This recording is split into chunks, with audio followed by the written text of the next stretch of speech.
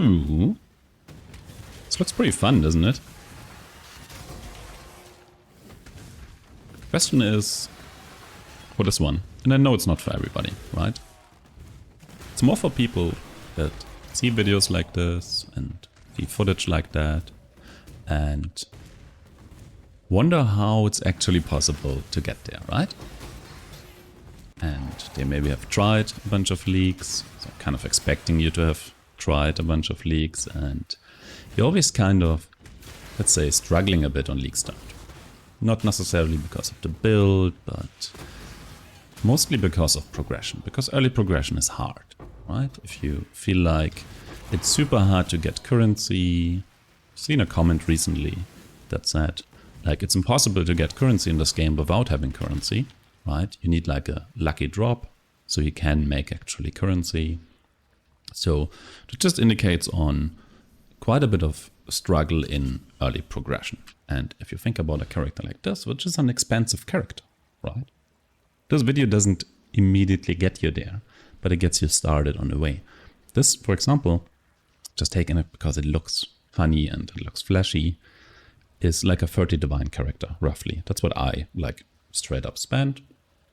And I can promise you with this video that I can give you a basic progression, like an actual starting point, that is not hyper efficient at all.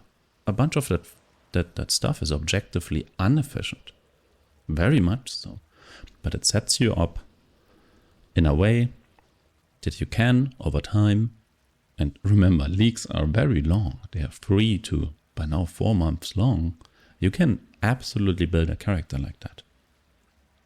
And you're not gonna be the first in maps, and you're not gonna be a week 1 mage blood enjoyer or anything like that.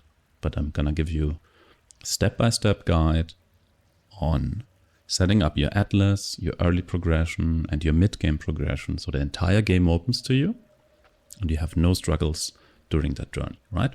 So if that is interesting to you, then I really invite you to grab yourself something to drink, right? Maybe no snacks, because it might be useful to actually take some notes.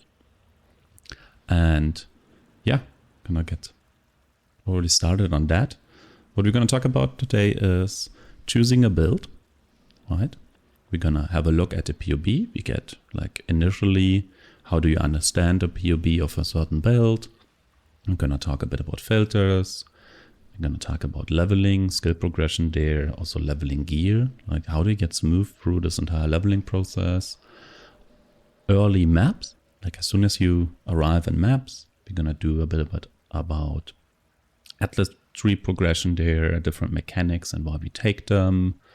We're gonna do map tier progression as well, like how do you actually progress through the map so you get higher maps, how do we gonna get there? We're gonna take a look at an actual POB, obviously, with like early gear crafting. Like how do you get this very early gear that a lot of people always tell you, me included, it's like super easy. And it actually is, right? But you need to have a proper setup for that. Or you can have a proper setup for that, and it's actually going to be super simple. We're going to do this with examples. It's going to be quite long, I think. And later, a bit later, we're going to talk about mid-gear crafting from a POB, like how would you progress into that? And that's basically when this entire guide will end. It's like a mid-tier progression guide, right? Cool. As said, really important, this is not for the juicers. This is not a super highly efficient thing. This is a purely like a happy, feel good league start progression towards like mid game that probably everybody could do. I do understand that it depends highly on your overall experience on the game. If you're super brand new, so many concepts will be super foreign to you. In that case, just play the game. You're gonna be fine. You can still try to follow it. It's more for those non 1% gamers, you know, that just want to have a good time, right? Step 1 in this entire journey, right, of a league start. And it's Friday, right? I think time of recording, we are 10 hours away from the league. You're deciding back and forth, what are you going to play? What are you going to do? You're, I don't know, sitting around in streams, asking people for pros and cons. Step 1 for you on a league start is, you're going to go to YouTube, right? you type in Scissorin into the search bar, and then this dude should come up, right? You click on it, then you pause the video probably. You hit that subscribe button because he really deserves it, and then you're gonna go to videos, okay? So you see this blue text, right? These are guides essentially for League starters. There's also a Toxic Rain one, and you're gonna pick one of them. You're not gonna play anything else. You're gonna pick a Scissorin guide as your League starter. League starters are meant to get you through the game, get your actless progression done, and have a character that can basically do anything you need to set up your journey, right? You're gonna be able to do basic farming, you can make all the currency, and after that you can play around. So pick one of the builds. That's what you're gonna do. In my case, or in this example case, we're gonna pick Cold Dot, because Cold Dot is super easy. You can be an Elementalist. Cool, but Scissorin doesn't have an Elementalist guide, so you're gonna be a Hierophant if you choose that, okay? Keep that in mind. So you're gonna pick one of these blue texted guides, right? And then you're gonna watch the video, like the entire video. You're not gonna skip ahead, you're not gonna skip around. You just watch the video, right? And then you're gonna pick up the PUB, right? If you don't know how that works, Scissorin has videos on how the software works, right? I kind of expect you to be able to handle the software, and you're gonna open it up, right? Everything is gonna be red and set to endgame. So what you initially can do after you watch the video that already explains a lot about it is understanding kind of the early version of this character. What you do for that is you pick some rather early thing. In this specific one, it's like, okay, here's already the Überlap. That's not super early, right? Überlap is you need to be in map 75, so we're gonna go for Merklab maybe. That's like, oh yeah, that's just starting in maps on a skill tree. You can kind of understand that one. We do the same here, right? This one should be before Überlap, so that's kind of fitting probably. And we're gonna go here as well, and we're gonna go for early game gear. So you have kind of set up the entire POB to get started. You can have a look at the skill tree, right? Is there anything crazy in there? Anything super shiny? There's not, right? There's no specific gems, nothing happening. It's a very basic skill tree. We see that we have a bunch of aura things. Other than that, nothing crazy in here. Very good. I'm gonna understand what our goal is, like our like initial, right? What do we start out with, right? We do have a bunch of auras. They're all very defensive, right? That's what we need to get.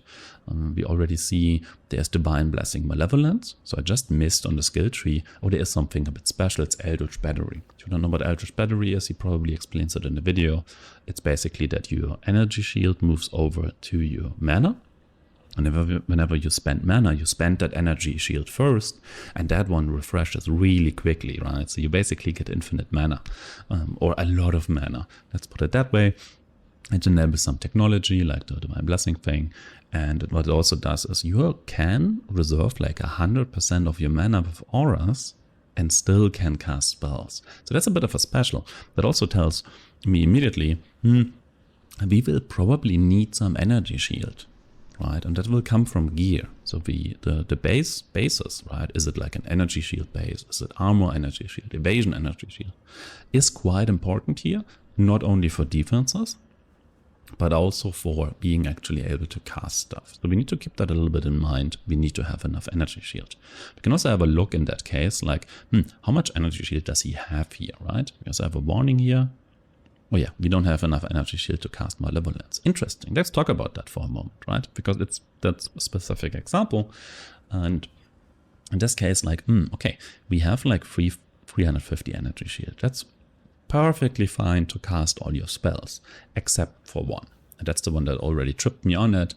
There's like, Malevolence is an aura, right?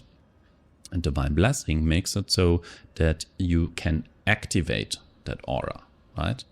If you just put this to 1, then you still don't have enough, right? Not entirely sure, this should probably be 1, but let's stick with Scissorin, he's probably right. Maybe leave this at 1, and yeah, probably do that. Point is, it turns the aura into a buff. You press it, you pay, instead of reserving the mana, you pay that mana cost, right? We do have basically 0 mana. like 51, but we do have energy shield, which, because of Divine Bless, Eldritch Battery, whenever we spend mana, we spend that instead. So we basically need to figure out how much mana do we need to actually cast Malevolence.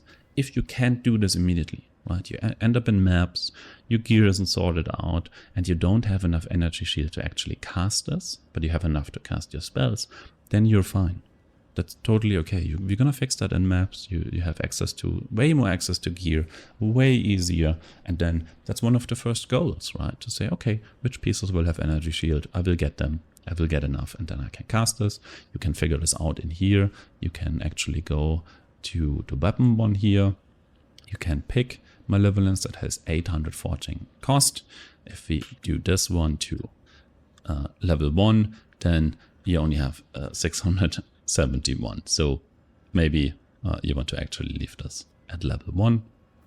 And the other thing is obviously if you get it higher and you get enough energy shield, then the increased aura effect, right? Supported skills have more aura effects, obviously better, right? So you need to kind of figure out, can you get enough energy shield for that, or can you somehow reduce your mana cost actually, right? Maybe on the tree, if you go a bit further, like the next tree, if you look at there, oh, the mana cost just reduced. How is that possible, right? So we can search for mana cost, probably. Just more mana. Let's see. It's probably this one. There's increased reservation efficiency. Oh, that's just what we talked, right? So basically, you want to get this cluster here and get a more reservation efficiency. And already it goes down heavily. If you then also go to the skills and say, maybe I also don't level it early. We already have like 463. So that's going to be way better, right? And maybe if you later get more energy shield, you could increase this, right? Sorry, got a bit hung up there. That was kind of confusing. But yeah, see, that's kind of things you need to figure out in the PoE. Like, how does this work? What do I need? Right, so other skills, we see we have a cast and damage taken setup. That's kind of cool. We see Vaal Molten Shell here. You can make a decision like, okay, if you want to have this extra emergency button, like the Vaal version of the skill, you should probably look out for Vaal side areas, right? Maybe you go in there, maybe you drop one. Maybe you want to go ahead and Vaal some, take some Vaal orbs later and Vaal the basic skill gem until you get this one. We also notice that cast when damage taken is level 1 and this one is level 10, right? And this is important because they trigger each other, right? So we need to make sure, we don't need to level this and we need to stop this exactly at level 10. If you look a bit further, this one also keep it at level 1 to start with. Just do that. And all the other ones are on 20, that's probably fine. We have some more setup here. We have 2 curses, right? That's a bit crazy. Why 2? It's because we have this node here. So, okay, cool. We cannot use 2 curses unless we have this node. So keep that a little bit in mind. So we already know that we might want to pick up a second curse very early. If we are in town, it should be Act 3. Then we can buy 2 of them already if they have the currency. Maybe you want to level this already. We have Frostbite as well, and we have Frost Bomb, right? These are both curses, and this one exists essentially so monsters don't heal anymore, or don't regenerate anymore. It cuts off the regen, and this is needed for exposure, right? The last line on the skill gem, cold exposure, right? You use this on bosses and very tough enemies, so they have less cold resistance because we're doing cold damage. That's why Frost Bomb exists.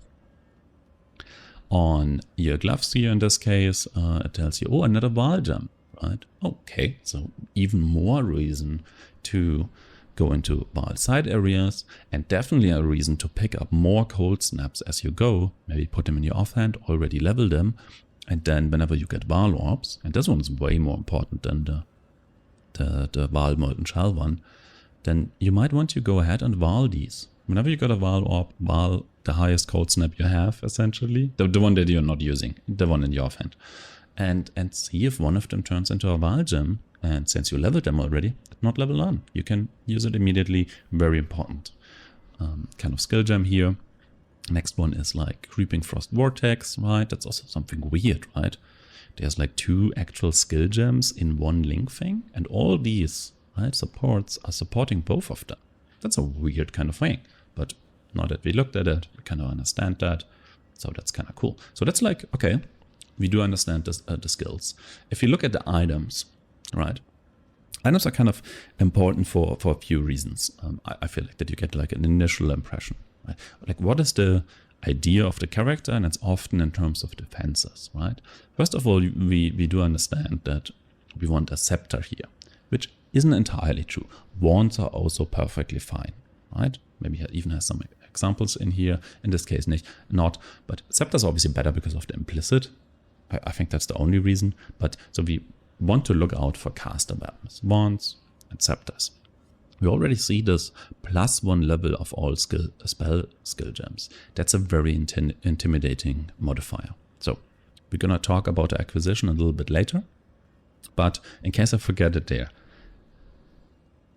if you have a spellcasting character, and this one is one because it uses spells, what you want to do is you want to constantly, even in trade, I believe, you want to constantly pick up any rare wand or scepter, and you want to identify them, because it's not likely that you find a +1 for all cold, or even less likely that you find a +1 to all skill things, right? But it's quite possible, right? So just of identifying them might solve your weapon for quite a while, right? So that's just that. Other than that, we see, oh yeah, we do want a shield because of shield charge. So we need at some point a shield, probably in the progression. That's something that's interesting. We already see some spell suppression there. We can overall look a bit at the defenses at this point. We see we do have spell suppression, so we probably plan on building around that. That's interesting. We don't really have high block. That doesn't seem to be important. We have decent armor and decent evasion, so we're probably gonna be a armor evasion character for defenses, and we do see a bunch of energy shield, but that is no longer a defense. But it also, again, we remind ourselves we do need energy shield somewhere in gear so we can actually cast spells. So kind of an important thing to go off here, right? That is reflected here already. We already see, oh, this is one of the pieces he suggests to go energy shield. That's interesting. We look at the helmet here. We have armor evasion. On our chest, we have armor evasion as well. Also chest, great opportunity early on to go for evasion, to energy shield, but we can talk about that later. Armor evasion. So yeah, it's an armor evasion character. So we already get that. That's cool. That's interesting. We understand basically what we're looking for. If we look at this amulet, right? Amulets are always really cool to look at, especially in early gear if it's properly done. The amulet typically tells you what kind of attributes are you missing, right? What's the weak attribute here? Obviously, as a Templar, if you have a bit more experience, it's obviously going to be Dex, right? And depends a bit on the skills if you actually need Dex. In this case, we need because we're a cold person. So we do need Dex. So you can already value Jade Amulets higher, or Dex in general higher, because you know you will need some, right? Be careful with putting it on any other gear, because you might not be able to swap your gear then anymore. So that's a bit annoying. Rings are just resistances. Obviously, chaos resistance is good. And we do see a heavy belt here that might hint at, oh, maybe we don't have all that much strength, right? If you look at the flasks, they're pretty normal. We are planning apparently on using the free charges when we are hit to gain more charges. That's kind of interesting, but normal flasks, jade and granite, fitting our defenses, quicksilver to run faster, and quartz flasks for phasing, right? Other than that, just the normal life flask, nothing special here. You can also go into the calculations and understand a little bit about here. Okay, how much strength do I need and why? Right, the required strength, right? A bit for items I see here. Can I click this? Oh yeah, I can. So for the items, it's not too bad because it's armor evasion gear, so the requirements are not crazy. But in terms of skills, what skills are the problem in case of strength, right? And it's determination, it's shield charge, and to an extent vitality. So an opportunity there is, while you're progressing, and you have strength issues, you can just not immediately level these up. Like these are level 20 gems. You only need this much strength at level 20. And you need to keep that in mind while your gems are lower still. And you're building the character and you're getting, oh, do I have enough strength? you will need, at the end of the day, you need 155 total. So you can use level 20 gems.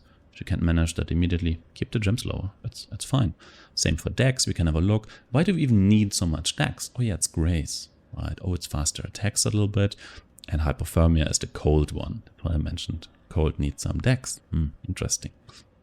Intelligence. We are caster. Yep, on the top of the tree. Probably also not all that surprising. Interesting enough, Flame Dash is also one of the skills that eats a lot of intelligence. We have Elemental Weakness, and we have Vortex actually being the highest. Like, this is our cap here. So we understand that. We can have a look, where does it come from, right? How did the guide solve it, right? A lot from tree, quite a bunch from tree, and apparently he has like 2 roles here, but he also has too much strength right now then compared to what he needs. How did he solve like dexterity? Oh, again, quite a lot on gear actually in this case, so need to keep that in mind. And intelligence completely solved from the tree. Perfect. Very, very easy. So we need to make sure we get these 2. Dex seems to be the problem. Strength is solved rather easily, so we do kind of understand that one as well. So now we should have like a basic overview of how does this character function, right? You can have a look at different mechanics then as well. How do you even apply exposure? We already said it's going to be, early on it's going to be Frost Bomb. Later on there might be other ways, but just to get started, this should be perfectly enough. There's one other note in case you want to actually play this. That one is also really interesting. It's Mind Over Matter. That means if you take damage, some of that damage is taken from your mana, right?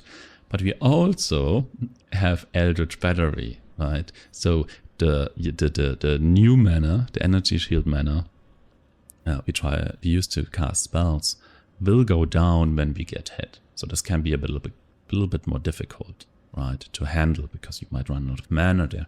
So we also need to understand that we probably need a lot of energy shield. And in this case, he has like 933. That's a lot of energy shield. So we need to take care of that and take that into account. So we got the basic POB. We kind of understand how the character works. Obviously from the video he's posted, you already know how the skills itself work, right? You're the cold knot dude in this case. Or if you choose another one, you get something else. Right, so cool. We did that. We are kind of ready. Also, we do this during leveling then. Obviously, you have a look at the leveling. Next thing we need is a filter, right? How do you get filters? Overall, you go either, let's start with this one. You just go to Filter Blade and you get yourself a semi-strict filter to get started. Semi-strict version, I can't really show this to you right now because it's down, because Neversink is updating right now. Okay, cool. Just get one of these filters. What you can also do makes it really comfortable. You go to Neversink, that's the developer of Filter Blade, profile here, right? And then you go here to item filters. It's like impossible to find, but there's a link. And then you see the filters of that person, right? And Neversink is nice enough to keep his filters, like the basic version that he updates over time, in his profile, so you can just follow them. And if you follow them, they show up in game, right? So I follow the semi-strict, the strict, and the very strict, and the uber strict as like default filters. If I just don't know right now, I just put them in, and increasing strictness just means it shows less stuff, especially for trade, softcore trade, which is what you're going to play. Just start with the semi-strict one. It's good enough, perfect. Same one also for leveling, right? Unless you have some special leveling filters or something, just use semi-strict. It's fine, it's good enough, and the strictness doesn't affect leveling anyway, I believe. So if you follow this, it might take a minute to show up in game, but if you then hit escape, you go to game, there's like these, I don't know, turquoise, I don't know, bluish filters here, right? And these are filters you're following. They're just gonna appear here, right? And you can select them, right? So you go here, and then the semi-strict is gonna pop up, you click it, save, and you are set on filters until quite long, right? At some point in progression, you're probably gonna put it to maybe strict or very strict if just too much random things are dropping that you don't need anymore. Filters solved. Leveling. Let's talk a bit about that. So leveling, again, you start in POB, right? And you get yourself an overview, right? Let's start a bit with the tree, right? Tree is pretty simple, right? You might want to get familiar a bit with the trees, you're going to have a look, oh, level 12, apparently we go here. You might read all of these notes. I'm not going to do it specifically for the, for the build now, but you might want to read these, right? Just like, what am I getting? Am I getting defenses? Am I getting offenses? What do these offenses do? Are they kind of special, right? And you go further, right? Next tree, oh, we're getting something interesting here, right? So you might want to read this, like, oh, you can have more brands on our enemy. Apparently we're using brands for leveling. And then you can kind of go through this and then have a look. And then we're already at the Cruel Lab one, and the last one is somewhere else. You can really see that, but you can have a look like, okay, we're getting brand stuff here. We are not getting brand stuff anymore. Why is that? Probably we are switching skills, right? But we're getting Eldritch Battery here, right? So that's like the second lab, level 53.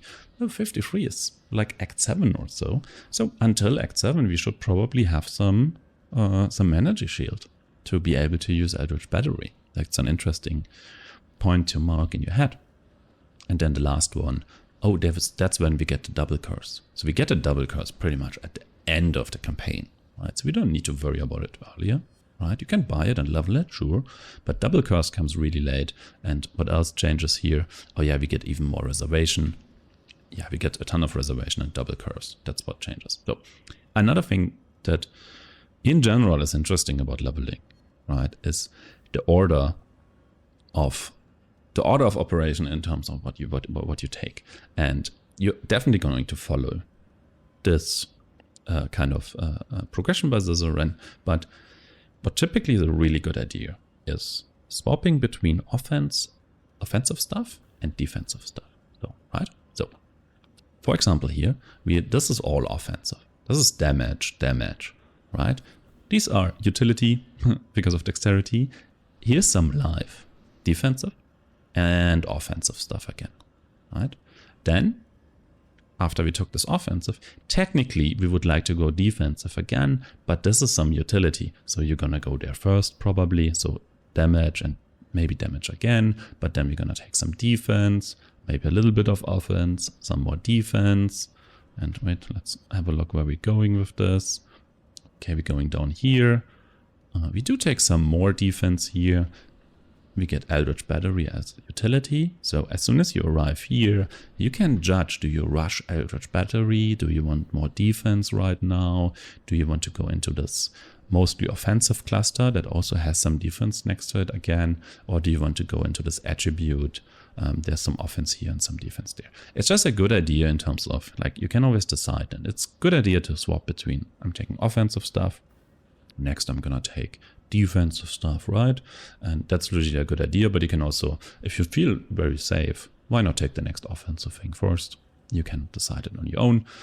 The same regarding leveling, we're gonna have a look at this thing here. We can scroll through it and see, okay, this is the first lab we take. Why? Oh, we get a lot of like charges. That's interesting, like endurance charges, power charges.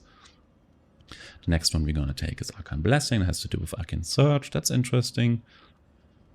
And then we're going to go for Divine Guidance, and it has something like Transfiguration of Mind. So you probably want to have a look at what does this mean. POB is nice enough, and there's like a line below, right, with these brackets. Like increases and reductions to maximum mana also apply to damage at 30% of their value. That's interesting, right? And these in brackets there, below Transfiguration of Mind, like the section that always explains stuff above that isn't actually values. It's something like this Transfiguration of Mind. So that's interesting. So as soon as we take that, it's like Act 7 or later, whenever we get like more mana, we also get some more damage out of that. That's an interesting mechanic you probably want to understand about the build. And then the last one, the last lab is this one.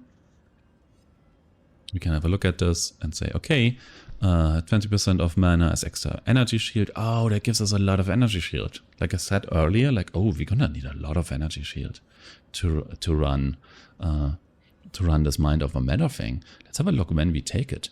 Oh, we take them both at the same time. Interesting. So you don't want to click this before you have Überlap, right?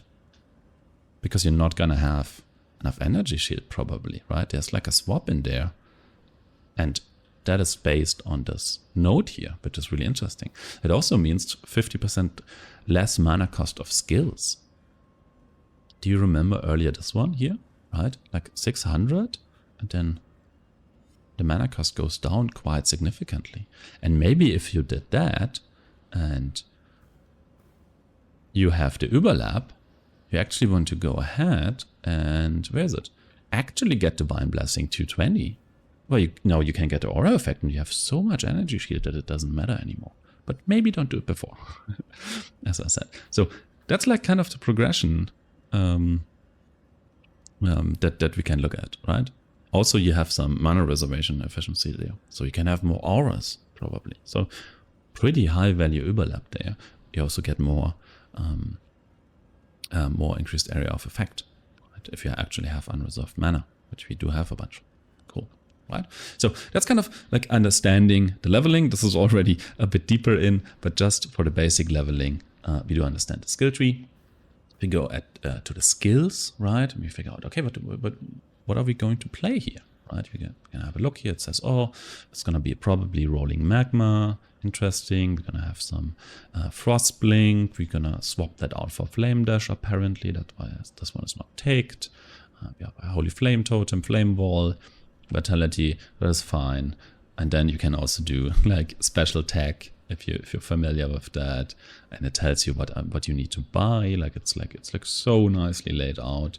Later on, it's like, oh, we're gonna use Wintertide brand at some point, right? So we're gonna be first rolling magma, and then around level 18, apparently we get Wintertide brand. That's interesting. And we're also gonna have our cold skills. That's kind of cool. And we have a frost bomb for the exposure. That's important. We're constantly running vitality so we don't die. That's really cool. And but starting with 31,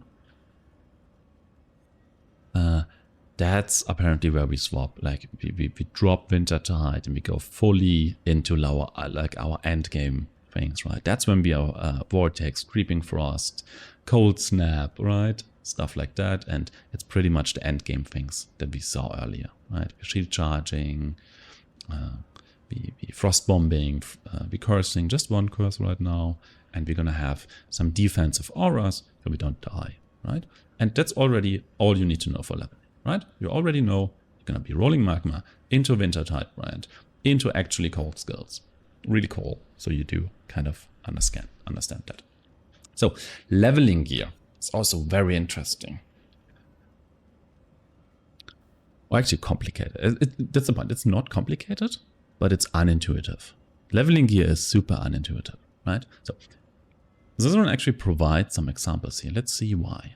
So here's a scepter, and he has two scepters, right? I mean, as soon as you want to use shield charge, as soon as you get that, and the build suggests that, you want to have a shield, because other than that, you can't use shield charge without a shield. But other than that, he's like, oh, just normal scepters and fire resistant. This is a helmet with just resistance, just resistance, just resistance. Movement speed on your boots. A Jade Amulet. Again, we remember, pick the Jade Amulet in Act 3, solve your dexterity. We have some resistant rings, and oh yeah, Heavy Belt is really cool to deal with strength issues. And this gear looks horrible, right? So, the unintuitive thing about leveling gear is the only thing you need during leveling, you actually need is, you need sockets. Highest priority are sockets. So you have the socket colors. You can check here, what kind of sockets do you need? Oh, triple blue, oh, one red. Okay, cool. So a lot of blue here. Next, oh, it's still a lot of blue, right? Oh yeah, one red, cool. And then later on, you need like, oh yeah, okay, triple blue and a red. Triple blue and a red. There's alternatives, but that's fine. And oh yeah, you need a red-green for shield charging really, really fast, which is cool. Blue, blue, and double red here. So a lot of blue sockets, right? And these socket groups, these links here, are highest priority for your leveling gear, right? If you have a white item without anything on it and it has your 4 link colors linked, you keep that item. No matter what. If you don't have the 4 link anywhere else, you do not throw away this item at any cost, ever, right? Keep your main damage links. And that's that. So, right? Other next most important thing is resistances on your gear. That's the highest priority, or the second highest priority probably. Like in terms of stats, it's the highest priority. It's way more important than life, significantly, especially if you have a good leveling tree and a very, like something like this. There's so much life on this tree. You're gonna be totally fine, right? So make sure you get resistance, and you can craft resistance.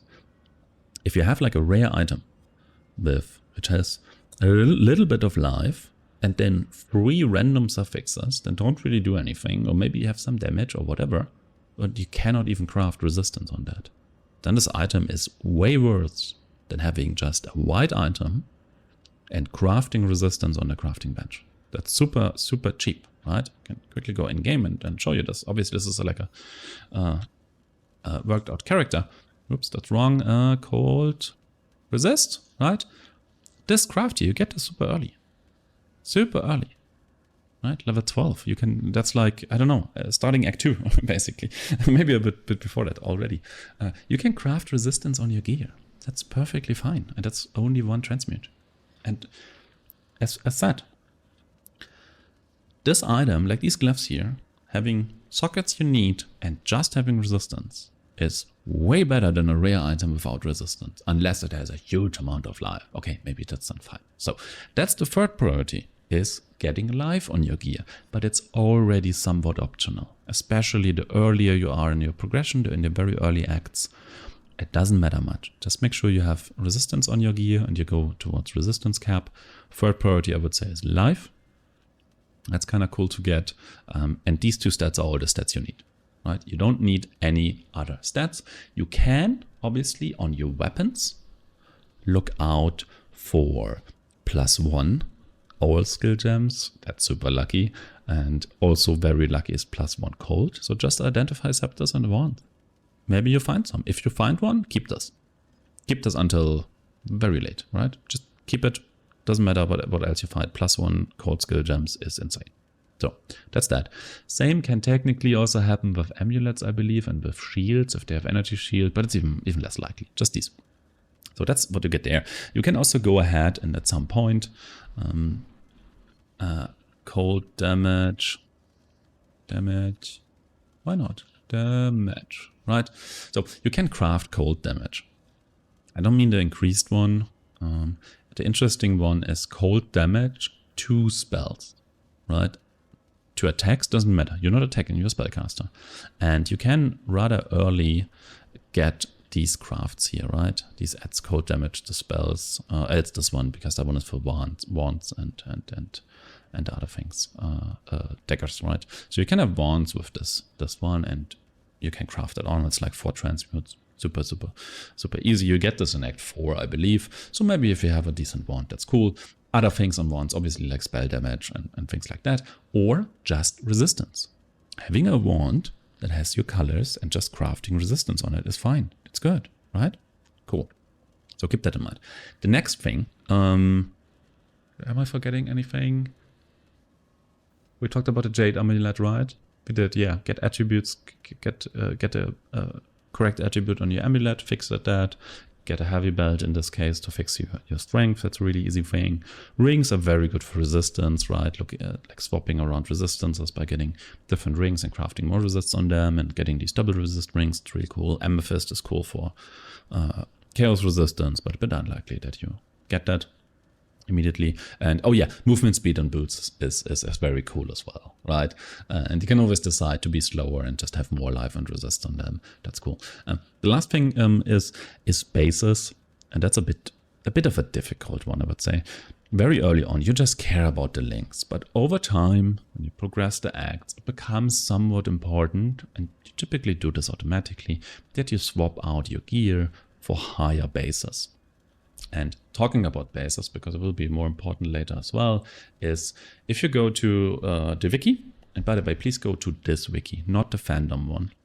Don't ever go to the fandom one. Go to this wiki. The fandom one is outdated and horrible, and don't do that, right? You can just search, for example, helmets here. So, and then you can have a look at the list of helmets. Let's say we want, I don't know, dexterity, Or armor evasion. Yeah, that's what we want later anyway. And what I mean with bases, like these base types, they have increased values of armor and evasion they can even have. So if you find, like in Act 1, a free link, right, that is like a battle helm, and these can only drop later. This can drop at level 1, this one area level 13, or monster level 13, or item level 13 is a bit more difficult.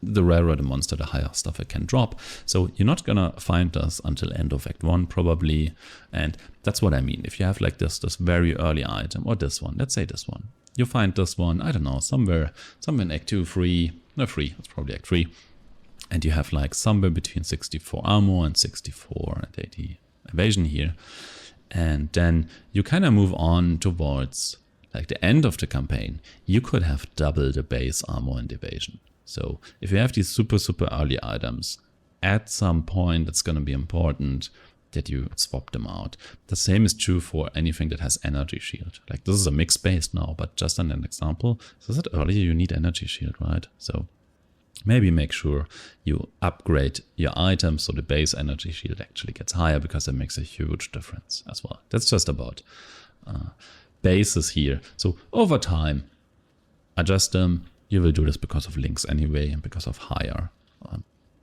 stats on it. It's the same with stats, but we're going to talk about that a little bit later, I believe, in terms of when you can get different stats. So other than that, leveling, get through the campaign. Just play the campaign, make sure you get all the skill points. If you have no idea what quest gives skill points, worst case, just do them all. Who knows? Why not? Just do all the quests. If it takes you 10 hours for the campaign, you're doing really good. It's totally okay. If it takes you 15, it takes you 15. Doesn't matter. If it takes you 5, cool, pretty good. You're really quick, right? So just get through. Make sure you do all your labyrinths on the way, right? You want to end the campaign with 3 labyrinths done, right? 3 of them. In this case, Mercy Lab here. This needs to be done before you kill Act 10 Kitava, right? Or should be done. You can manage that. If you follow the guide, you can kill the labyrinth. That's really cool. Get your trials, get your skill points, and just get to the end. Kill Kitava Act 10. Make sure you have appropriate resistances. Maybe I give you a little bit of a benchmark on resistances when you should have what. So in Act 1, right, get a little bit of cold res until you appear here, because the boss deals cold damage, right? In Act 2, the easiest way is probably to have, and you do this by having a cold resistance ring, right? They're easy to get. In Act 2, to simplify it, you probably want to get a topaz ring and a ruby ring. That's a really good idea, and ideally you have at least one cold resistance somewhere else so you don't get frozen. But yeah, depending a bit on the area. But here, yeah. Get some of these 2 resistances.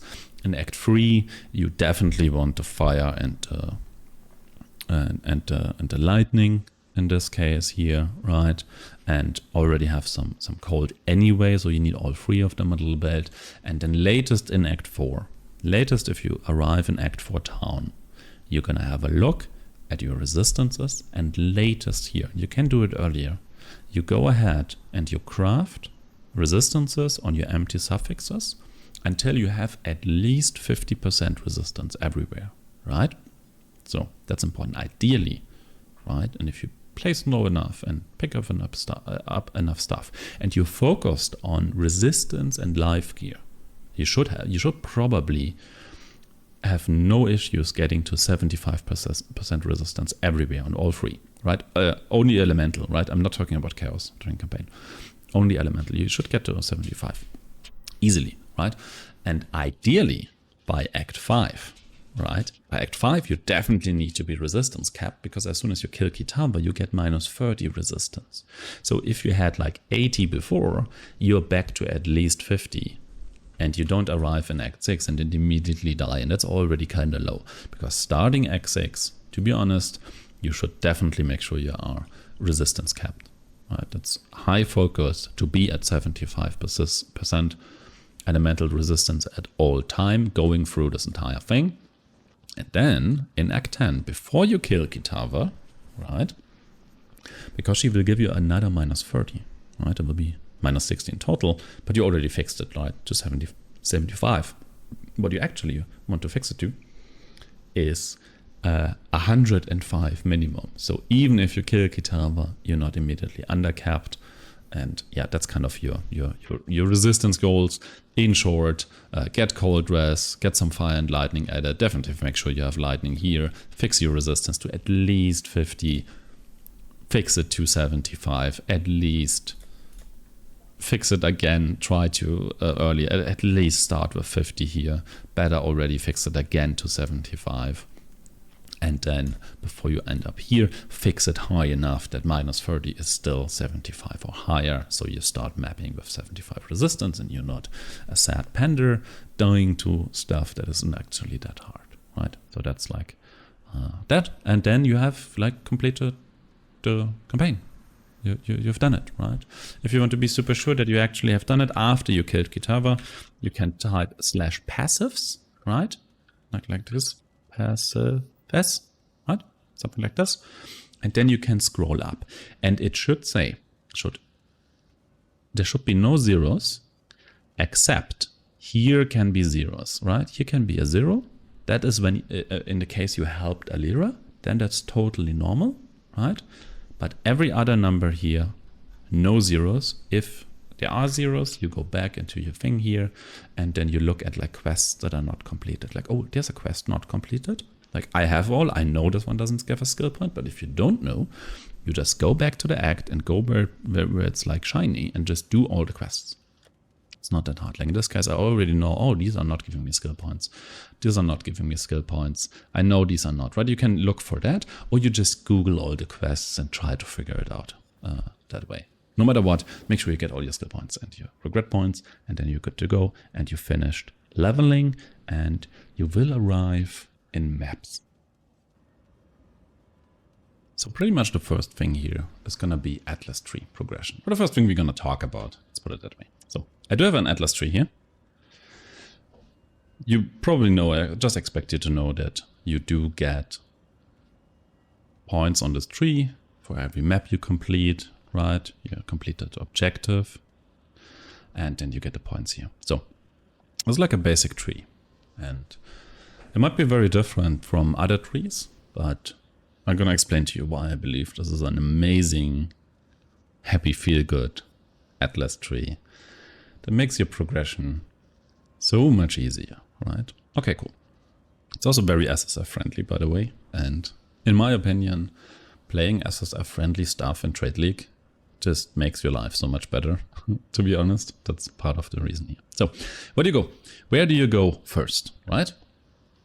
In my opinion, you can either go first to get some essences, which is kind of cool. And you might want to go over here, right? For these points here, because that's betrayal, right? That's like June missions. And there's some more June missions here. That is something you can either care about or you cannot care about. If you don't care about this entire thing with June, then you just go up here and go for Kirak first, probably, right? So I highly recommend getting June missions. And getting these points very early, because you're gonna stockpile a bunch of June missions and you can run them later at some point, and you get your unveils, right?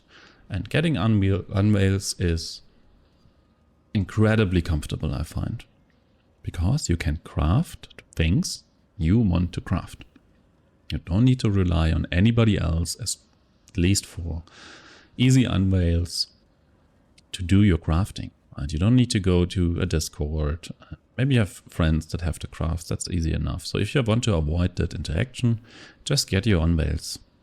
Get the unveils yourself, right? One note here, you would spec into this as soon as you run these missions. So you get way more items, way more veiled items, higher chance of actually getting the unveils you need. And you can obviously look at the POB at some point and figure out, oh, on the items, do I need any of these, any like specific crafts later on? Like for example, cold damage over time. I don't know if it's an unveil or not. Fire and lightning is not. This one, physical damage from hits taken as fire should be an unveiled craft. This one is the Gravicious craft, right? You might need to do some research on how Betrayal works. That's like out of scope here right now. But like, get your unveils. It's life makes life so much better. Get your unveils here. Other than that, we're gonna go for Kirak, obviously. You can take these, but these are for map sustain.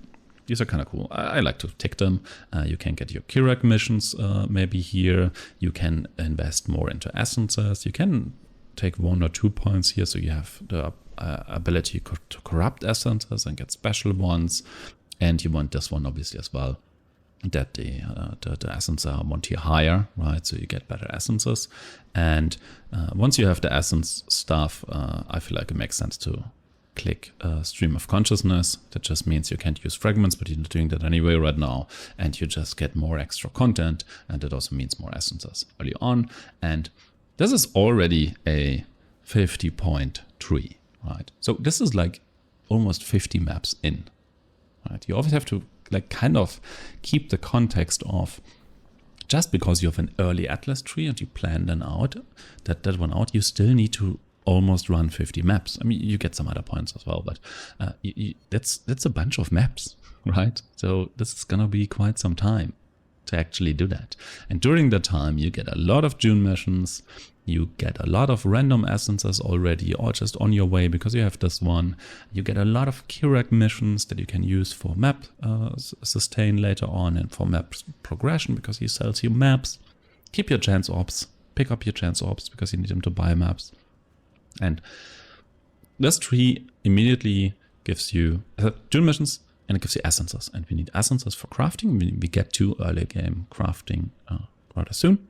So that's like start of a tree, and then maybe from there on you can add more to your tree, right? I'm gonna click them back and forth a few times so you can actually see the difference, right?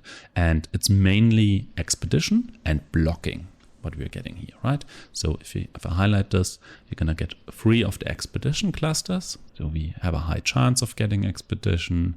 We get more stuff out of it in terms of we can, more rewards, we have more explosives, and we get lockbox. Like the lockbox one is also really important, especially for trade, to be honest. I mean for both, right? So now, and this is as soon as you have expedition, it makes sense to block a lot of stuff, right? And you don't have to block everything. It depends a bit on what you need, right? If you need you want to get some very cheap oils, you could just not block the fungus stuff, the blight, right? And just get some basic oils yourself. I mean, you're not invested into it, but it's not the worst idea to run it anyway. You can mix and choose there. Maybe you want to leave harvest, right? Maybe you want to take the time and just do some harvest so you have some basic harvest currency. You can swap a resistance here and there. You can do that. And expedition, definitely. You don't want to block that. Maybe you need heist uniques, right? Maybe you need a heist unique. You want to farm yourself later. You probably don't want to. But yeah. Just mix and choose. Definitely leave open expedition because you're specced into it. It would be really dumb to block it. So please don't do that, right? Okay, so with this Atlas tree, I said it's an 80-point tree. That is quite deep into progression already. That will take you a time. This super basic Atlas tree all by itself already provides you with pretty much everything you need to set up a mid-game character easily, and you can spec then from there deeper into all the other things. But at the scope of this guide, that's pretty much all we're going to talk about today. Plus, as I said, spec into actually getting your unveils, and as soon as you have them, you can leave the June stuff. And also an opportunity, because harvest is also very good for early gear. You might want to, if you have more need for harvest stuff, and you want to go that deep, you can spec into some of the harvest nodes and actually get more of the juice, right, for crafting. You can do that, or you can just not, depending on you. But super basic tree, and from there you can go anywhere you want, right? You can go fully into expedition and do whatever you need there. You can go and get conqueror maps. You can spec, I don't know, into strong boxes and shrines and do whatever you want. Get altars, get these altars, or get these altars, or do Maven invitations. I don't know what you want to do.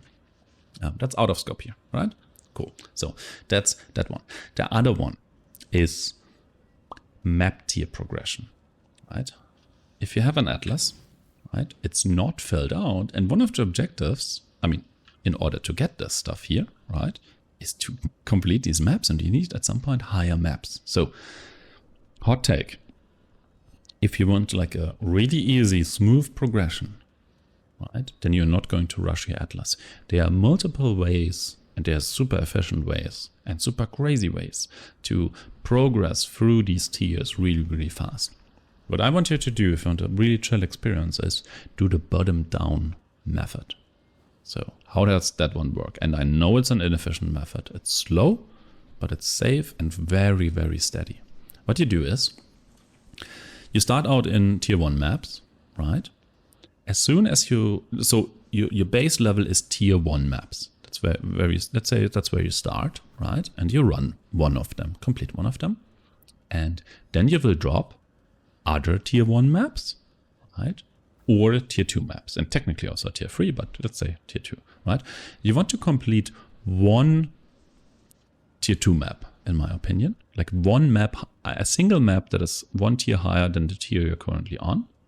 Complete that one, and then go back to tier 1s and complete all the uncompleted tier 1s you have so far. You still have, so you get map completion. Don't rerun maps if you don't have to. And if you run out of maps, either because you completed all tier 1s or you don't have any uncompleted ones anymore, you go to a set higher, you look at your tier 2s and you complete tier 2s that you don't have. The idea is essentially you always prioritize completing the lowest uncompleted map tier that you have available to you right now. It's like a super, yeah, I think that's, I hope that wasn't really confusing, right? Look at the maps you have.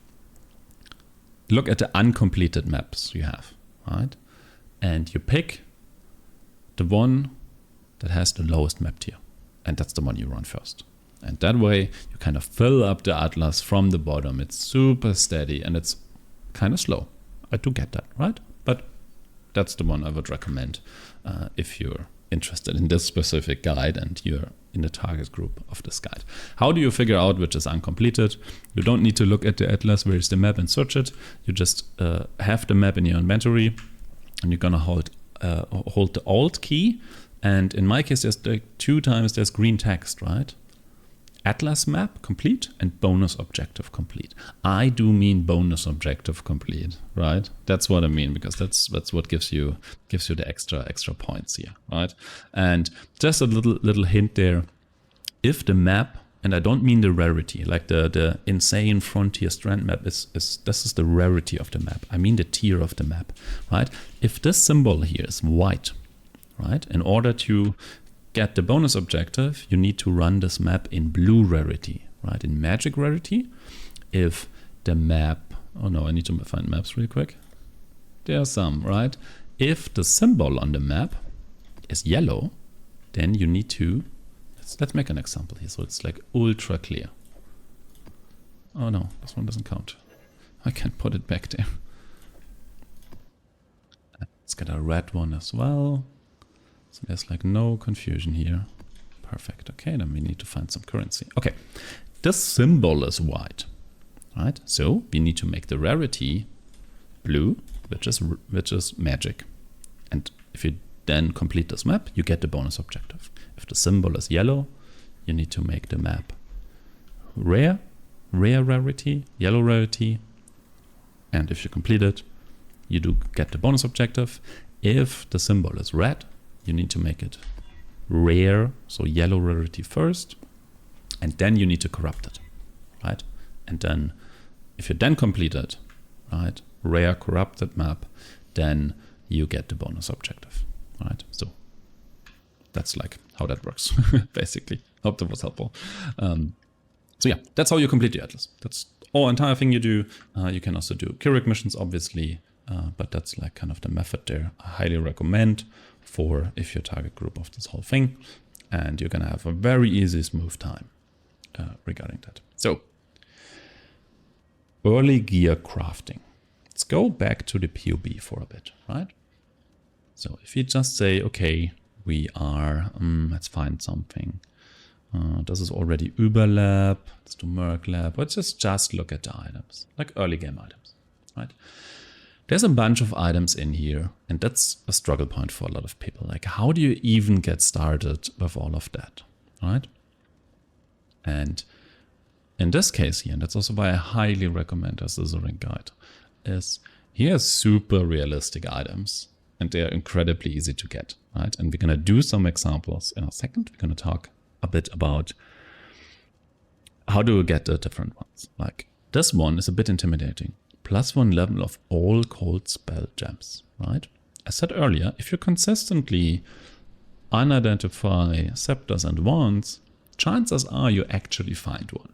Entirely possible. If you did, cool, you're done. If you have some space, craft something on it, you're done. Item, perfect, right? Other ways of acquiring this. You are in trade. So no, it's not a shame to just go to the trade website, say maybe one-hand weapon, and you put this hashtag to all cold spell gems in there, for example, and maybe some other. There's some more as well. You can. There's some more different ones of them. All of them work, but search on a trade website. Make sure it's actually a wand or a scepter. Make sure maybe it's not corrupted. Maybe make sure you have some space for crafting, right? So it's not completely filled up. But even just to get started, just buying one of them is totally fine, right? It's no shame in that. Perfectly cool. You can do that. Or you don't, right? There's another way. If you take any wand and you take skill gems, right, and sort them by quality. Can we search for cold? Ah, we can. Cool. If you sell a wand or scepter to a vendor with skill gems that have quality, sufficient quality, I forgot the number, you can look this up, to a vendor with the skill gems, it will give you back a +1 skill gem wand, right? Might need to be a rare one, something like that, right? What is a cold skill gem, right? Is this one, for example. And at the very top, I can't hover it with the mouse, but it says anomalous summon ice golem. It doesn't need to be anomalous, and you would never sell this one because it's very expensive. But let's assume it's just a random one here. And there are tags, like there's critical, cold, minion, spell, golem, like the first line after the headline. It needs to have a cold tag there. These are tags. As soon as they're cold, this one counts, and if it has some quality, it counts to the sum of quality you need, which might be 30 or 40, I don't know, I forgot. Maybe we can find some. This one has as well, like this is a Frostblades, this is also a skill gem, needs to be skill gems, and then let's just do this real quick. Let's just give this a try, and we will figure out how much we need, minimum. Or you can Google that, the actual one. And then you take a random ass wand from anywhere. Let's take this wand, right? And we're gonna figure this out together. Let's take this and let's take this. Let's see if it works with a white wand. Right? If we put these two in, actually not enough. Is it not enough skill gems? Let's find out. Gem tag, cold again. Let's find one. That one also has 20 quality. Maybe it's 60 we need, right? Who knows? Frostblades as well. Let's try again, right? Ah, there it is. There's a wand, right? So we put in a little bit too much here. There's like 2 20s. Oh, that's it. So it's probably exactly 40 quality. Look it up. Both have a cold tag, right? You can also put 4 with 10 quality in, mix and match, and it just gives you this wand, and it does not need to be rare. Does not need to be magic. We can try if it can be magic. It cannot be magic. So it needs to be a blank wand with 40 quality, and you just get it. That's kind of the point. That was way longer than it should have been. But that's how you create this wand. Guaranteed. Or you just pick it off the ground. Right? One of the two. One of the two things you can do. So that's your scary wand solved. Right? And that's almost free. You can do that pretty easily, or as that you just identify someone, right? On a shield like this, right? What are we looking at here? We're looking at life and spell suppression. How would you get one of those, right? In general, maybe everything that has suppression, you would probably try and use rock for that. Rock crafting has a comparatively high chance of getting your spell suppression. You can, to get started, if you don't need energy shield on it, on the energy shield pieces, you probably don't want to do that. Maybe a rock is also not the best one for that. But if you have a chance to get a piece or start with a piece of armor that is not armor evasion, let's say on, do I have it on the boots maybe? Is there any more? Yeah, on these gloves, for example, these are armor evasion. If you start with evasion gloves, they have a way higher chance of rolling spell suppression. Way higher than armor evasion, like a pure evasion base. Also keep in mind, you cannot roll spell suppression on any piece that has no evasion at all. Mixed pieces are cool, chances are lower. Pure evasion bases give you even the chance of rolling spell suppression. Don't roll on a base that does not have no evasion for spell suppression. Doesn't work. Doesn't work with rock and doesn't work with other methods, right? Other than rock, always essence crafting, and we're gonna go into example and actually do it in a bit. Is essence crafting is also perfectly fine in order to do that. Like in this case here in early, getting a 19% spell suppression one, it might be a little bit high of a tier, right? So we're also gonna talk about eye level there in a bit. Same here with the helmet. This one has life and double resist. Rock essence, no problem. In general, or let's just talk about overall. Like if it has like just life and resistance, you can just essence craft it. You can pick it off the ground. Probably that's quite realistic. Yeah, or you can use rock for that. That's not a problem. If you have something that has chaos resistance, like either you use a base like an amethyst ring, that's really cool, or on rings specifically, if you're looking for chaos resistance, harvest is really, really great because it gives you guaranteed, there's like reforge chaos that gives you guaranteed chaos resistance on rings. You can't roll anything else, I believe. So that's very good for rolling rings for chaos resistance. Essence, as I said, you can do everything with essences, but maybe don't do weapons or rings, or also probably not amulet with essence. And flasks here, they are rolled with alterations, right? So I believe you have like, you need like 40 alterations, maybe 60, maybe 70. I kind of forgot to get this modifier gain free charges when you hit by an enemy. You just use alterations for that, and you can do this over time, right? You don't need to do this right away, but over time, make sure you always have 2 pairs of your flasks, and you try and you roll them, and whenever you hit the gain free charges, you look at the suffix. In this case, it's a good one, increased armor. If you get a different one, but you don't have a gain free charges flask yet, you just use it. You use it, you get a second flask, and you start crafting on that one. If you hit again the gain free charges thing, you look at the suffix. If it's better than the one you have, you swap out your flask and you start crafting on the one you've been wearing previously. And then over time, with just 2 flasks per slot, you can get your perfect thing. Again, eye level, we're gonna talk about that in a second. We can actually talk about that right now. For all crafting, item level is important. So in the game, how do we figure this out, right? If you look at this random bond here, right? And you might get confused and say, oh, required level 49, that's the item level. It's not. And that is really a problem in terms of clarity of the game. It's really hard. If you hold Alt on this, it does say item level 51, okay? And that's super important. Let's figure this out. Why?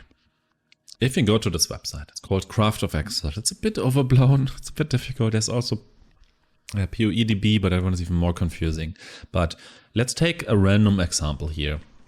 Let's actually take a flask, granite flask, gain free charges.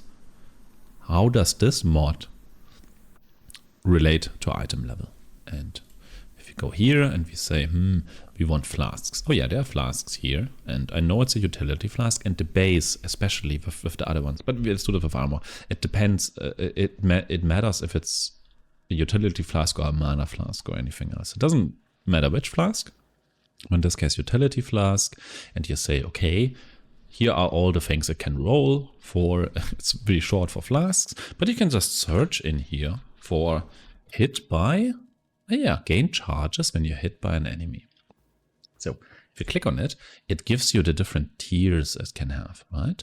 And there's an item level, and that's the minimum item level the item needs to have for it to even roll that ever, basically.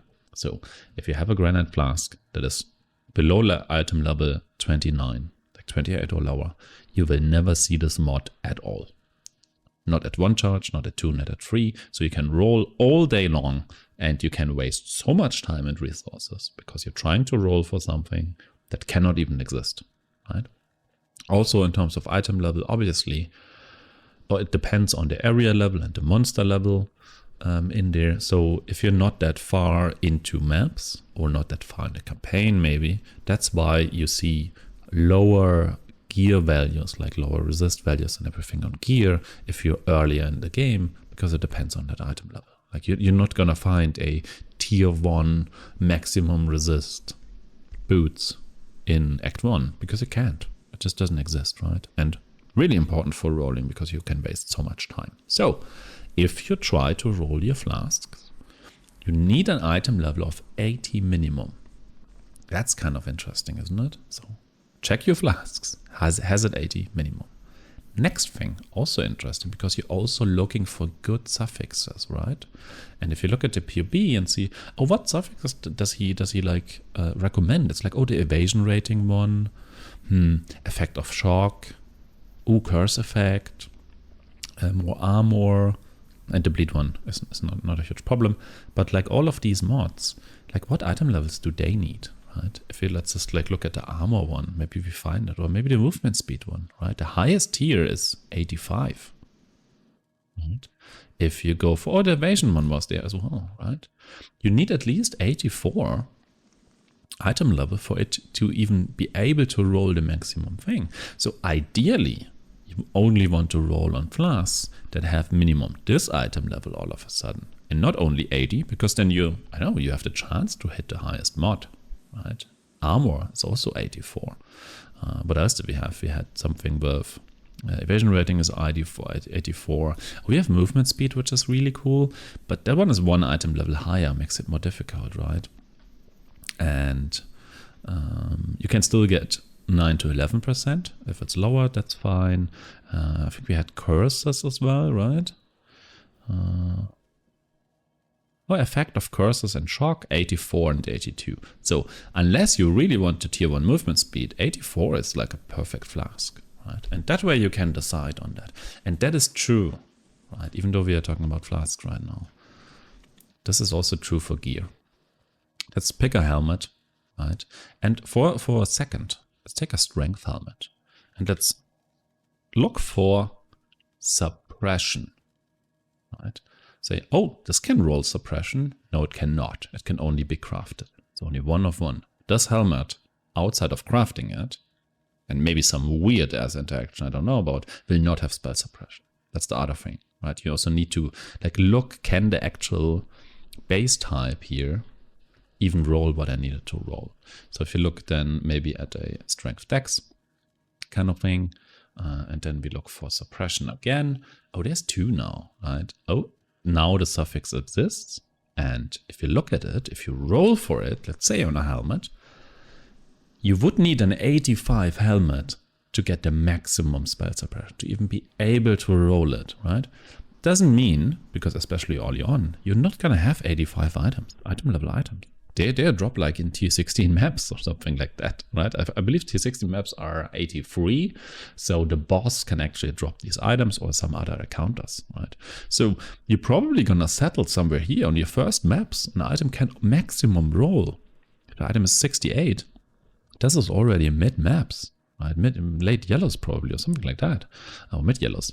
No, it's late yellows actually, when you can even get that. So if you're rolling for a stat, keep the item level in mind so you know what a good roll is, right? If you're looking for 13 and you're rolling on a lower thing, you're never gonna hit it, and you might hit your 9s and 10s, and you're like, it's too less, it's not enough, and you keep rolling, and you're never going to hit it.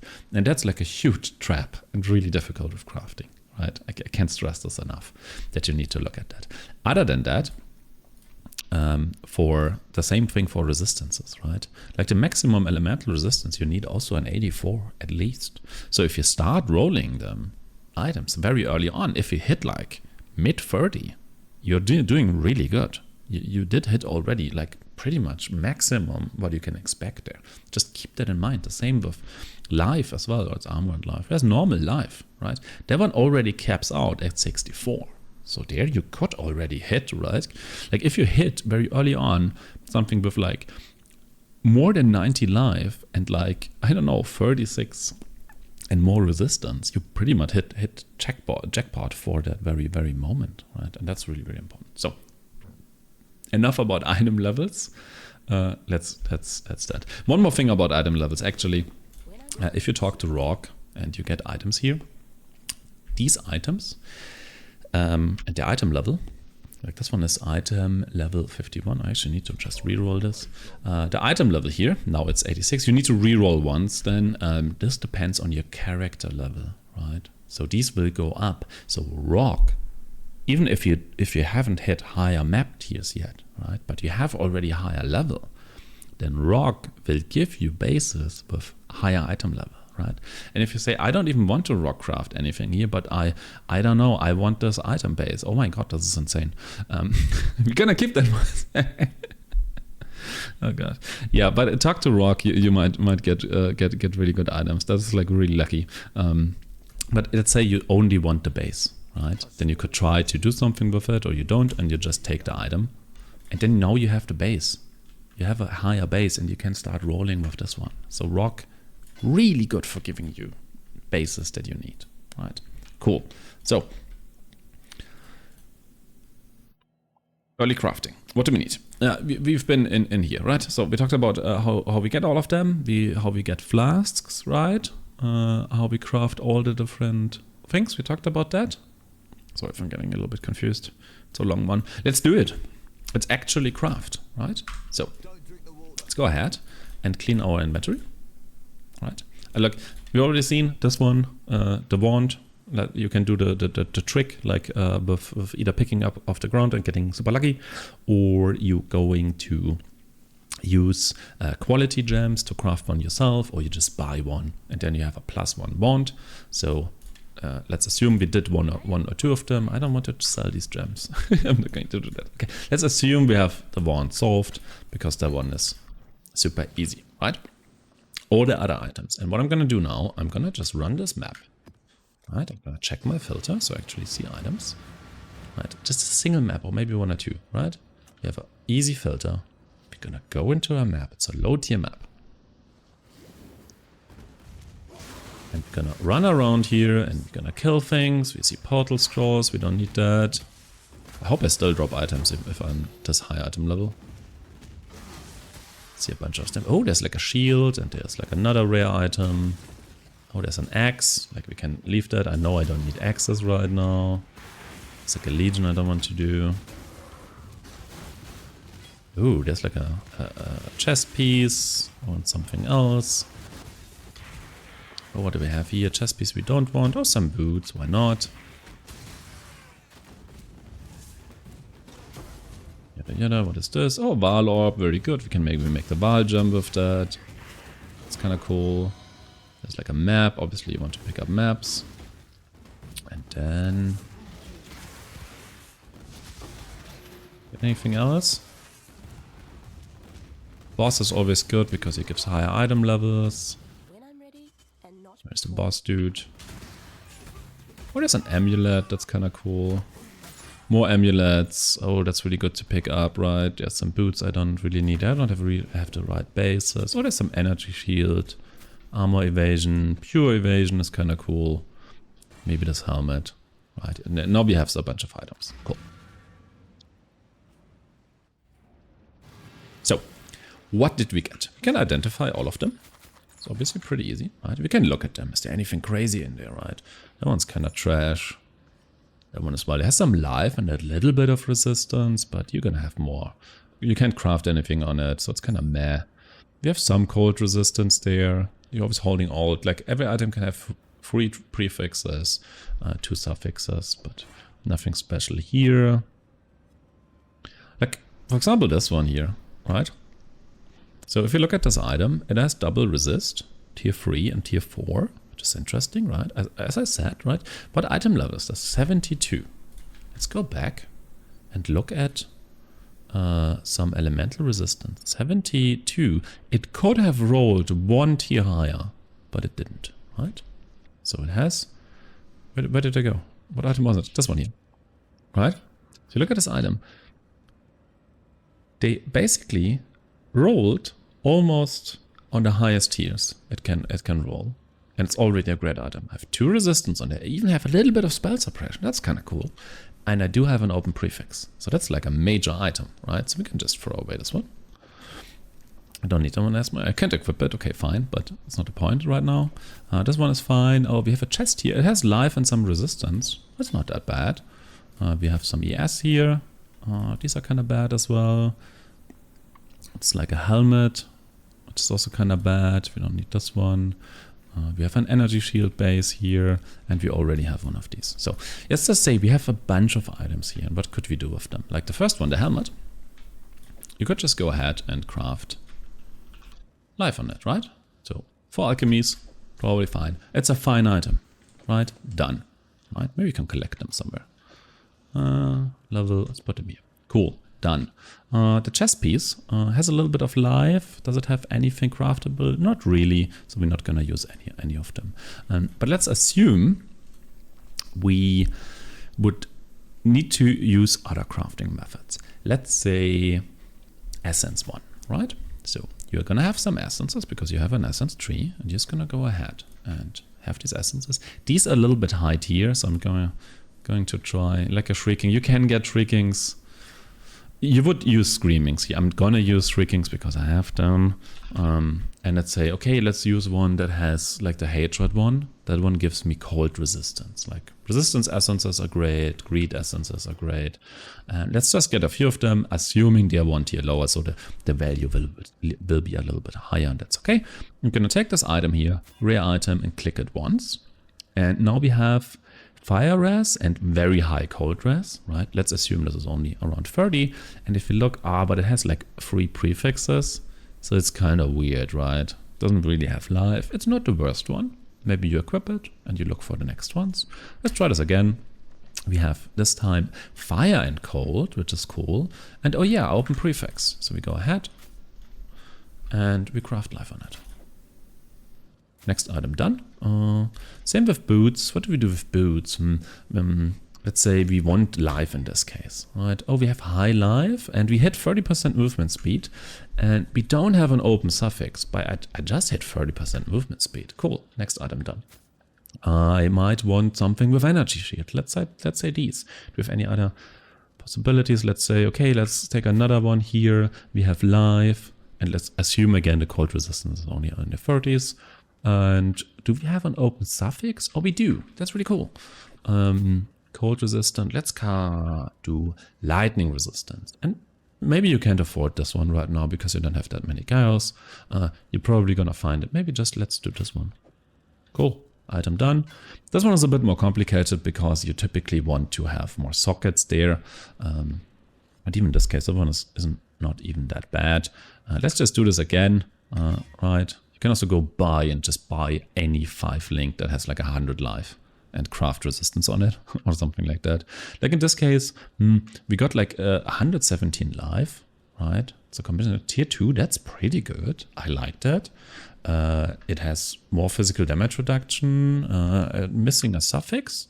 Okay, cool. Let's just go with any resistance. Let's say fire. I mean, you checked before what you need. And do this, and you kind of have a chest piece. That's not absolutely horrible. Just to get you started out. And you could just do the same with DC. We didn't find a ring this time around. And I believe, let's just assume this is a ring. I mean, it's not.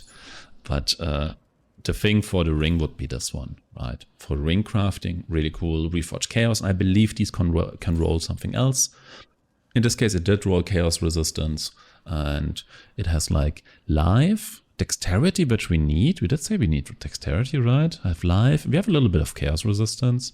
Didn't roll very high, and it has an open suffix. So why not? Let's just go ahead and craft some fire on it. Why not? And we have a bunch of items from one single map. Obviously, I did have a bunch of essences, but you can absolutely do that. And that gear, compared to what we've seen in here, is not that bad, right? What you probably realize, like, yeah, but you didn't get spell suppression. That's cool, but that might have been like your third map, right? And then you can work yourself up to get spell suppression. If you have significantly more essences, you could start rolling for spell suppression. However, you probably want to have fractured gear for that, and we're going to talk about that in the mid-gear crafting section. Until then, if you need some spell suppression, you could go, for example, and talk to Rock. Like either like earlier, you just get a base that has spell suppression. A bit unlikely. Let's say what items do we not have right now? We are missing a helmet, right? We're missing a helmet and we're missing a shield right now. And we're probably missing some energy. We already have some energy shield, which might not be too bad. It's a bit too complicated to make an action build. Let's say helmet, shield might be cool. Anything that can run spell suppression. Maybe you need a belt.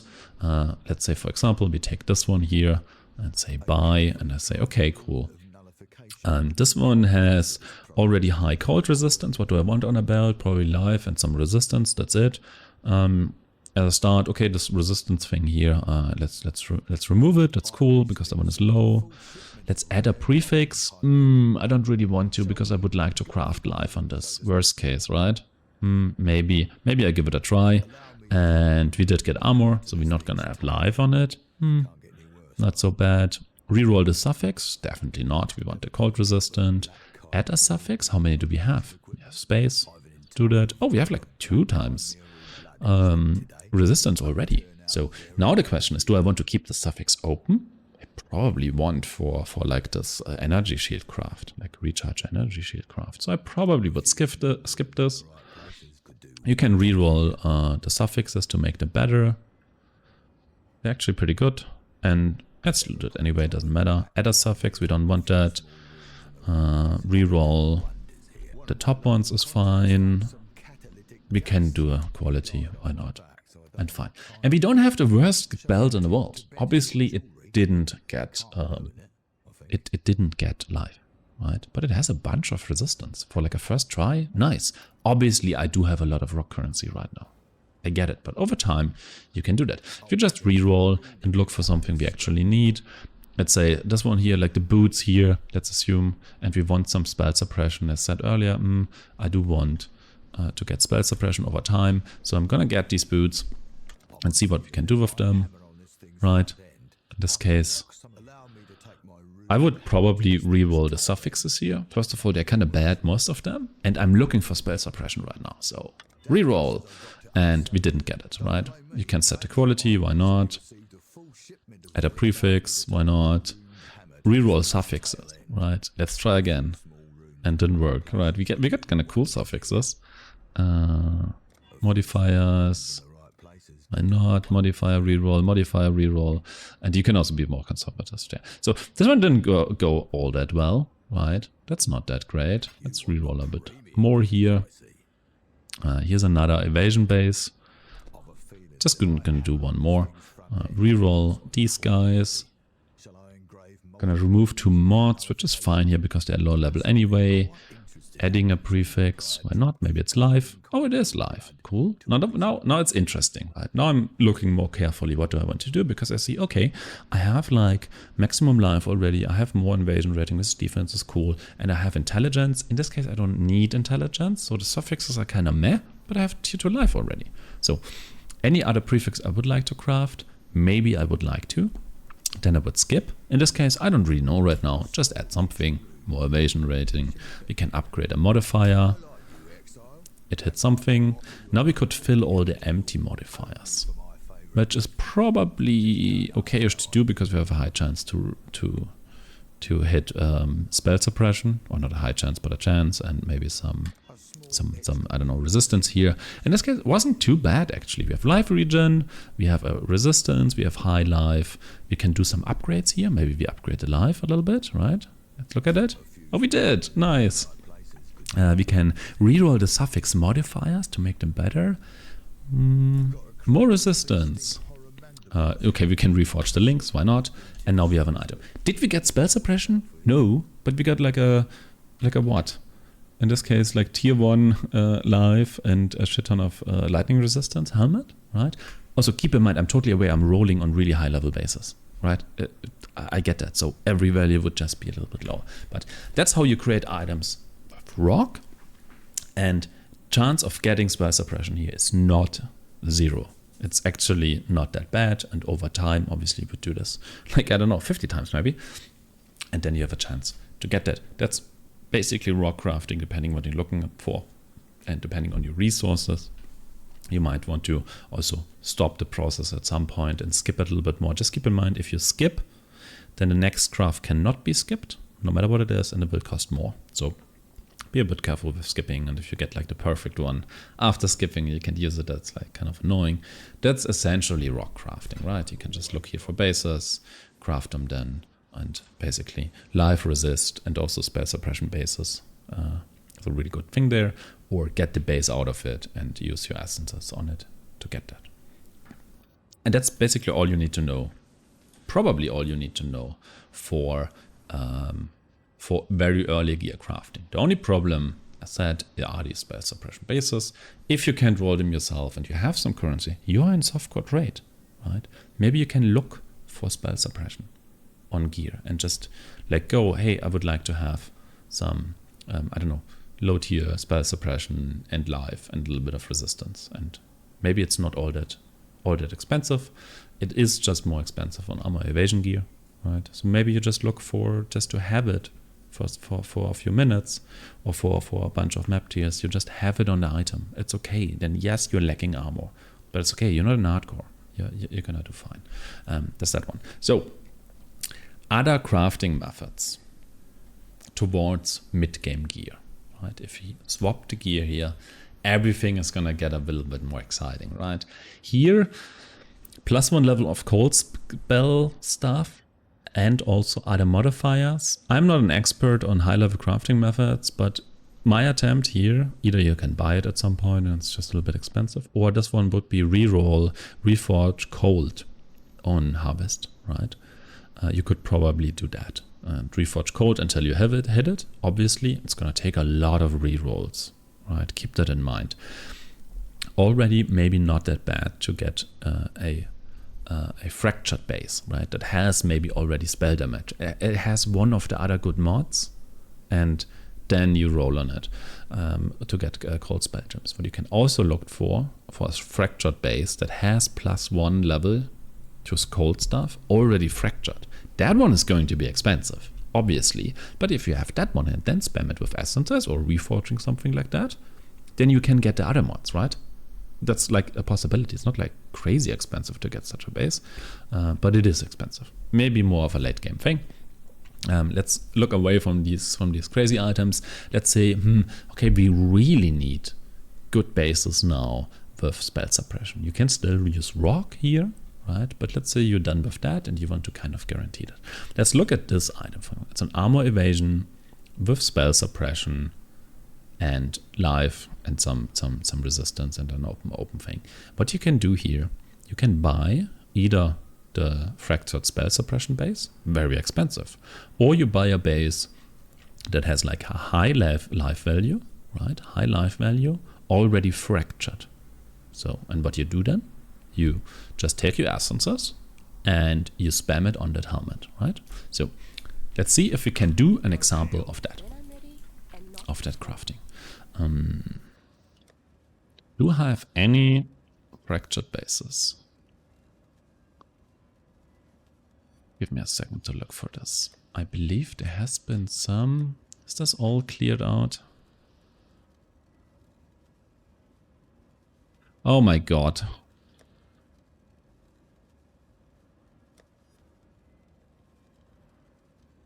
Any fractured base. I'm gonna find something. Standard is terrible, I tell you. Some point.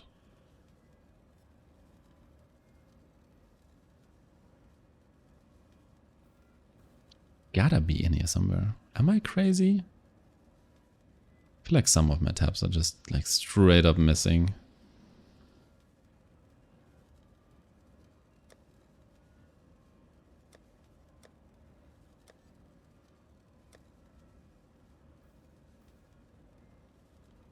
Okay, I don't have a fractured base. Who cares? Let's take this base and we're gonna use that one. And we're gonna go to the Essence tab. We're gonna, I cannot put it in here. Okay, right. So, this one here, right? Let's just assume it has live fractured. So the prefix will always stay, right? And then what we can do is we roll on the other side of this. We roll for, let's say, cold. We do have a lot of them, right? We're gonna take cold resistance thing. So every time we roll this, assume just in your head, life is still there. We're gonna hit cold resist on the other side, and in this case we had spell suppression. That's it. Okay, it was a bit lucky, right? Is this high enough, right? I don't know. It's a tier 2. It's probably pretty good, right? And maybe you have to roll this more often, but you can just do it, right? And in this case we did hit life again, but if you imagine that the life modifier is just fixed, you end up with an item that has guaranteed cold resistance because you use the essence. It has guaranteed high life value, right? And it has guaranteed spell suppression because you rolled until it hit spell suppression. And then you can have a look, right? What else is open? Oh, there's no more suffixes open, so I can't add a second resistance, but there's a prefix open, and which would be perfect because in our tiny example here of a helmet, this helmet says, oh yeah, we need the physical damage from hits taken as fire thing. And then also I understand that rolled spell suppression easier because it's an evasion base and it will take way more than the other ones. But let's assume that was correct. You just go ahead and you craft this, right? It's gonna cost you an exalt, cool, and you need to have the unveil, cool. But that is a good helmet. That's a fine helmet, especially if you assume it would be armor evasion. That's like perfectly fine. And yes, it rolls so much easier on evasion gear. But to get started, perfectly fine. You can do that. And that's essentially fractured crafting. And just look out for that, right? Watch guides on it. It's super, super easy. Idea is always the same. Get one of the mods you want fractured and then spam for the other one. That's basically the idea. And you can do that without much effort for all of these items, right? You can probably do it for this one. You can do harvest rerolls as well.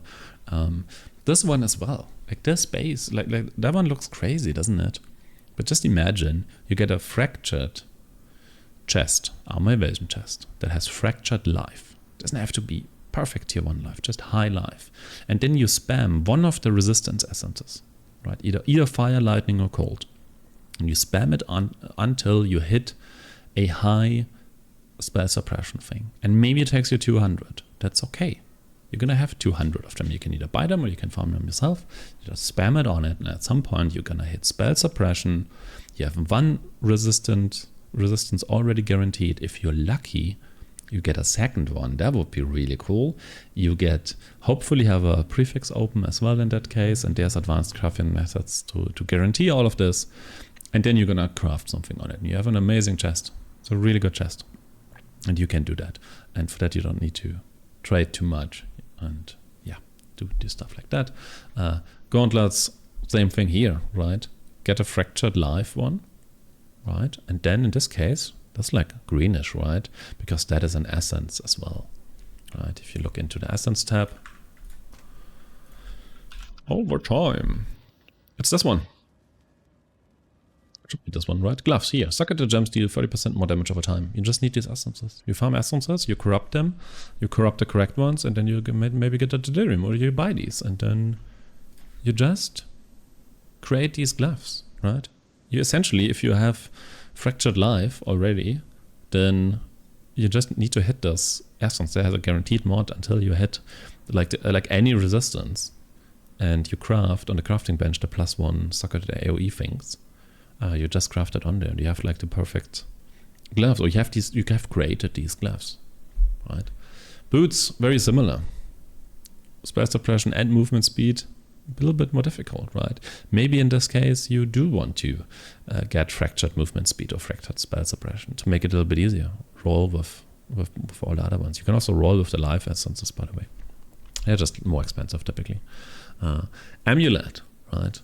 This one, maybe you just buy it, right? Or you reforge something. Reforged Chaos should also be fine with the damage over time, probably. I think there's the Chaos damage over time.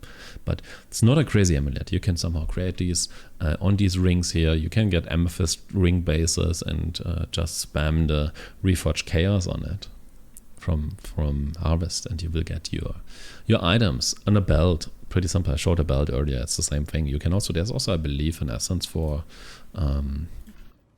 strength, right? Is that one also on belts? Actually, yeah, other items, right? Maybe it's this one or this one. You get like 30 to in the 40s to 50s essences, right? These rage essences, and you just get strength guaranteed on the belt. Let's say you need that, right? You have this one here. Let's just do it. Why not? That one's went kind of bad. It's kind of cool. A lot of flask stuff, but we want life and resistances. Oh, there's like one resistance, and we have the strength, and we have an open prefix. That's kind of cool. How about we craft life on this one? You have an okay belt to get started, right? Do the same thing on a heavy belt and you have double strength and you have solved all your strength kind of things, right? You can absolutely do that, right? Flask, same thing I already explained earlier. Just alteration spam on the right, on the correct flasks. Swap them until we have really, really good ones. And you can also obviously then go ahead and craft the auto use on it.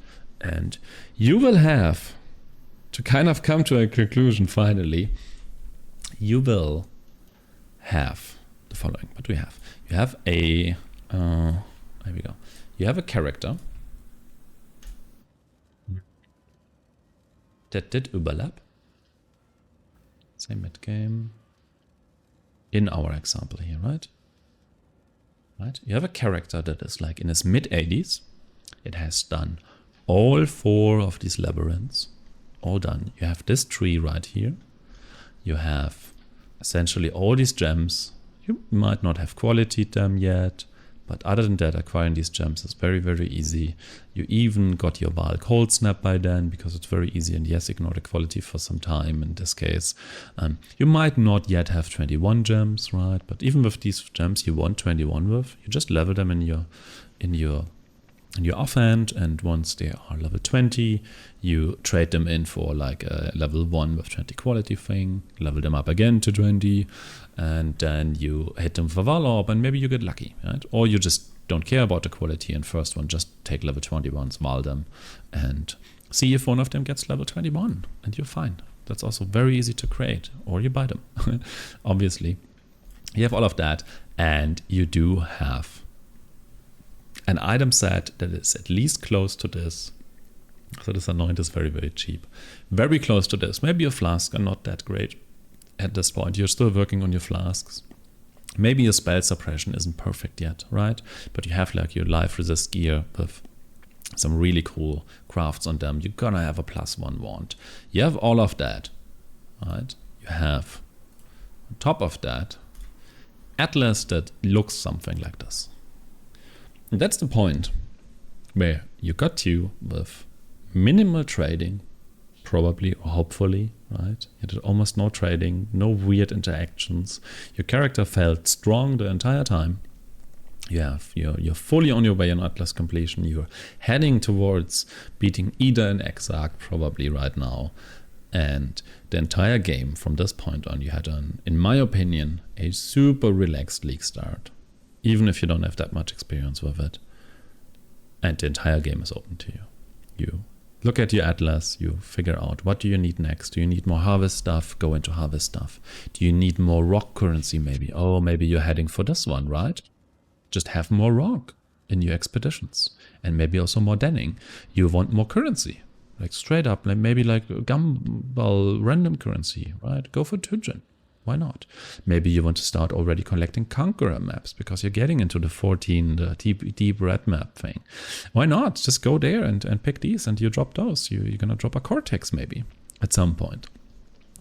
All kind of things like that. Maybe you want to go into shrines, right? And do more with shrine buffs. You might like strong boxes. You might like completely different mechanics, right? But what you always have as a fallback is you constantly going to get essences, and if you're still specced into it, which I can recommend because it's printing money, you're constantly gonna have rock crafts and Tujin currency just available to you all the time, and everything else you do on top is completely up to you, and the entire game is open to you, and you can go further and further, get your 4 Watt stones over time, unlock all the favorite slots, do all the invitations, go kill the Feared at some point. The technique in order to progress here does not change, even with the endgame gear. It's all the same. Is this one insane? Yep. Don't worry about it right now. Does this one look insanely intimidating? Yeah. Don't worry about it right now. Right? Once you have this mid-gear tier set, you can farm currency, you can farm crafting materials, and then one by one, you can think about, how do I actually craft these items? You can maybe go and look for a guide. Maybe ask Cizorin in his stream. I don't know. You find a solution on how to craft these items, because they're all craftable, and you have all the time in the world of like a 3-4 month league, and you can go ahead. But this baseline, somehow get to your baseline, and you're gonna be happier. Cool. I'm gonna stop rambling now. I hope this was helpful, at least to some people. I know it was a very, very long thing, but I believe this is my best attempt on giving guidance in terms of like a really happy, non-stressful, inefficient for sure, but like a really happy, feel-good league start. And I bet a lot of people out there would have so much better time if they would just not stress so much about the game and don't get completely hung up on some insane strategy, I need this and that thing in the very first days or weeks of the league. The game is really easy, and currency is very easy in this game if you learn how it works, and I believe this could be a very, very good first step into getting into basic crafting, having a basic, strong character that is not completely insane, and having an atlas that just provides you with your basic needs. So you don't need to trade so much, you don't need to talk to people so much if you don't want to. And I really hope you have a really, really good league start. It's now, I don't know, it's just a few hours by now, right? Isn't it? It's not that long until this is rendered and everything. This might be out just before league starts. So I hope you're ready. I hope you have the best and most awesome league ever. And whatever you do, I hope you have just a really, really good time. Cool. Bye.